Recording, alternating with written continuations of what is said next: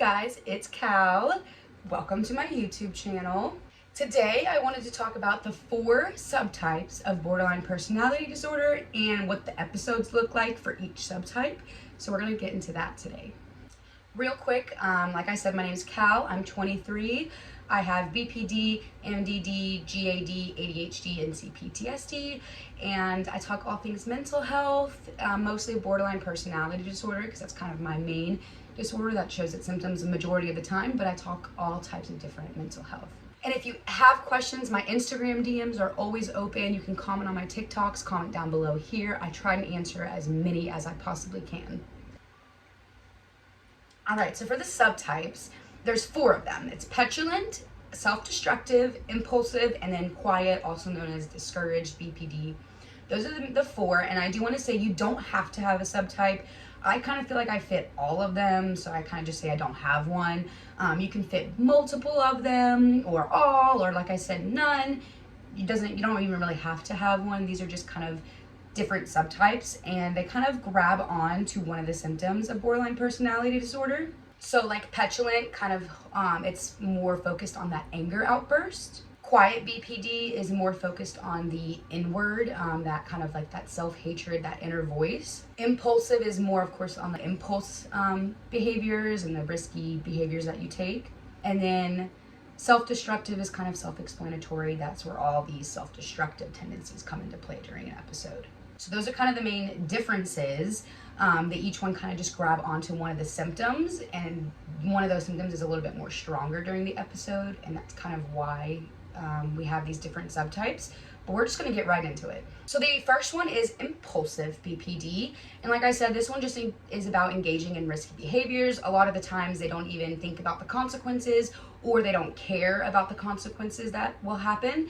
They just want to do it because they feel like it'll control that emotion, or it'll kind of help them regulate how they're feeling. They may appear like charismatic, energetic, they may be elusive or like detached, and they're very, very impulsive.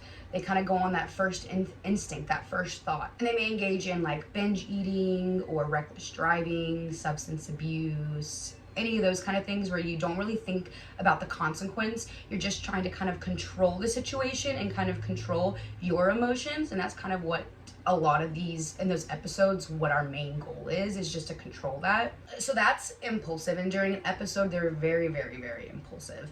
They will do any kind of behavior that is risky with not, like I said, they don't think about the consequences. In that moment, it's like, it really doesn't matter right now. Don't really care about the consequences. So it's just, we're gonna do it anyways, regardless, because I feel like it's gonna help me in this moment. And most of the time it doesn't help, but majority of the time it doesn't help. But that's kind of that thought process that they're going through. Now, discouraged BPD or quiet BPD, I feel like is one of the main ones. Like, people have this one a lot more, I feel like. And this one can be masked very, very well. A lot of the times people around you don't really see the symptoms of BPD because you're quiet about it. And a lot of these people are very successful, and they can maintain a job, and they can go to school and graduate and kind of do those things and be kind of a decent functioning in society for themselves. But it's more so behind closed doors when the episode really shows itself. So a lot of the times they keep these emotions inside, they blame themselves. There's that voice in their head that's just very, very mean, very horrible to yourself. You know, you just don't feel worthy. You just tell yourself you're not loved. No one wants to help you. You don't deserve help. And a lot of these times, like I said, these people are very, very successful. They're perfectionists. They are very, very high functioning. It's also called high functioning BPD because you can be very, very high functioning in society with quiet BPD. Their emotional regulation is still skewed, and still they still have those mood swings, but it's kind of just more internalized.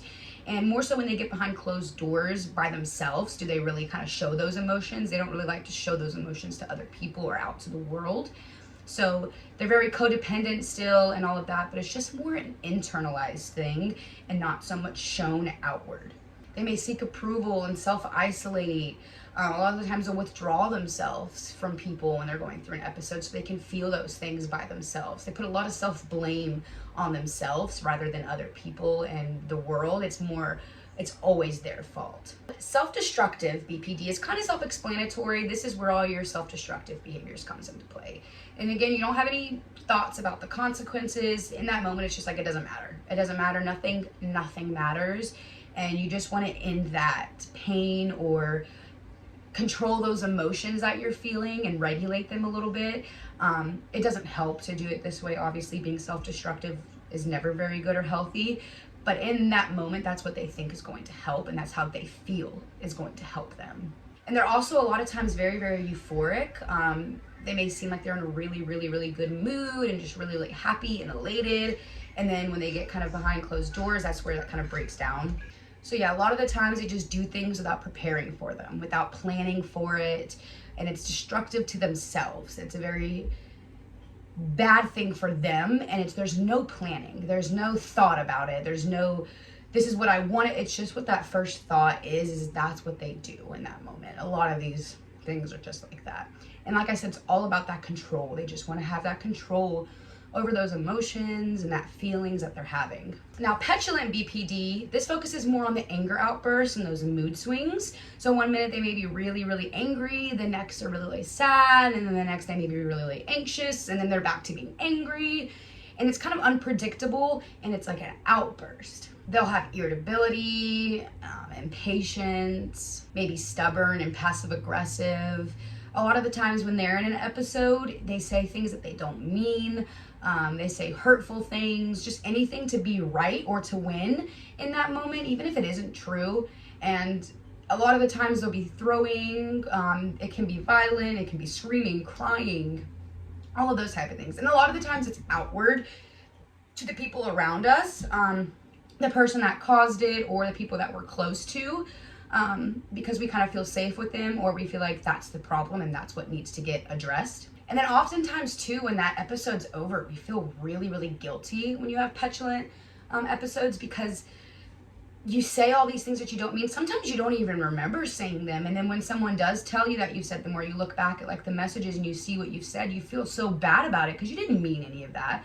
Like I said, a lot of the times when we're in these rage episodes, we don't mean what we're saying. It's just, we're just spitting it out. We're this little person in the way back in our mind, in this tiny little glass box, screaming, banging on the walls, saying stop screaming, stop yelling, stop saying hurtful things. But it's like it's out of mind. Like we can't hear it, and then we're just in this front of just rage, and we can't hear this little voice that's begging us to stop. So a lot of times we have that huge guilt afterwards.